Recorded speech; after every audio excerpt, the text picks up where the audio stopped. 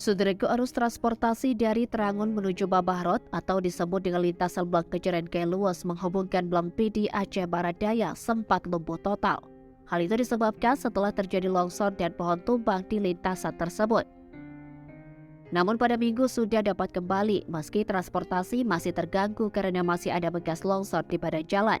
Berdasarkan informasi yang dihimpun tribungai.com pada Minggu 7 Mei 2023, longsor dan pohon tumbang di lintasan Terangun Babahrot tersebut terjadi di beberapa lokasi terpisah.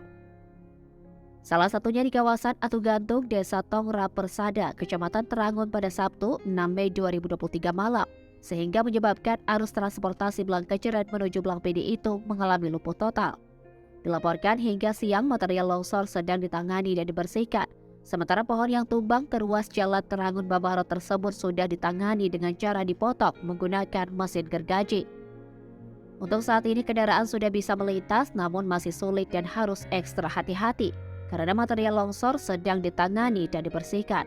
Kapolres Geluas melalui Kapolsek Terangun Ibda Darwandi kepada tribungai.com pada Minggu 7 Mei 2023 mengatakan, arus transportasi Blang Kejeren menuju Blang Pidi kini terganggu.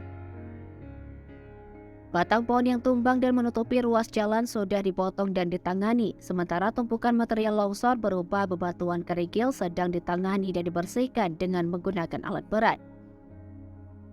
Dalam hal ini juga dihimbau agar masyarakat menunda perjalanannya sebelum dilaksanakan pembersihan tumpukan material longsor.